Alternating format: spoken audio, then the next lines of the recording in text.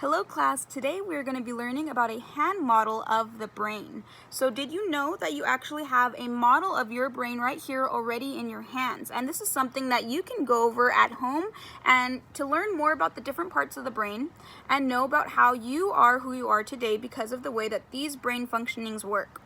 So we're going to start with the model of the brain, and it's going to start with your thumb going in and your fingers going over, and this is going to be the representation of the brain that we're going to be going over today. So we're going to start with the brain cortex, which is the fingers that are right here in this brain functioning. When you lift up these fingers, you lift the cortex, you have the limbic area, which is right here where you have this connection of the brain from the cortex to the brain stem, which is right here, which is your palm. The palm is then connected to the spinal cord, which is right here, your wrists. So going over the different parts of what these all are, we're going to start with the brain stem, which is right here, the palm. The brain stem regulates your heart and breathing, and it's something that regulates your flight or fright reflexes. So this is kind of how you control emotion, and this can kind of give you an idea of how an emotion like fear is represented right here in your palm. So when you're presented with something that scares you, it's going to determine whether or not you're going to confront these issues, you're going to face whatever you're fearing, or you're going to go and get help, which is definitely a perfectly viable opportunity and option for you. And this is just kind of the decision that your brain will make for you, and the decision that you can also help make with yourself. After the brain stem, we're going to go over the limbic area, which is right here, my thumb. And the limbic area actually gives meaning to things that you find important. It's going to divide memories, and with these memories, it's going to give and assign meaning with that. And it's also going to help us make connections with others like friends and family.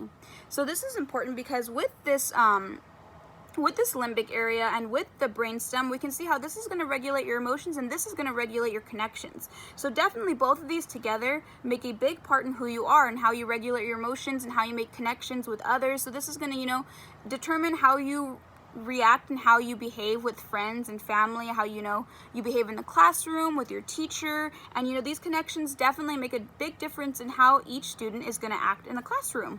When we look at the cortex, which is the fingers, this part actually maps out sound and helps with your association and integration prospects of your life.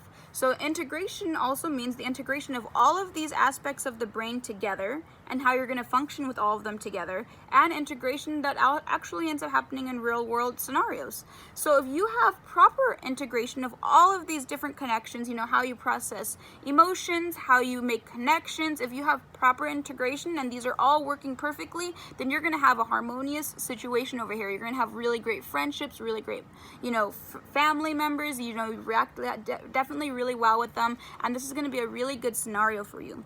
And this is important to understand because if you don't have a really good connection, let's say your fingers are all up here, like your brain's not making a connection over here, your limbic's actually not connected to this brainstem area right here, then you're going to see that you're going to have a harder time making connections. You're going to have a harder time dealing with emotions, and these are things that you can actually work on with yourselves. So if you can work on the kind of connections you make, maybe that starts with working on the way you react to emotions, and that can help you form that connection and help you integrate all of these together to make really good long-lasting friendships, to make really good relationships with your families, to do well in school, and making sure that these are all connected and you have an understanding of how these connect can really help you in the classroom as well. So definitely think about this the next time you're thinking about your brain, you're thinking about, how am I who I am today, and how does my brain work to make me who I am? Then you can look at your hand and you can kind of get an idea about how this little model yourself is actually just like what's in your brain.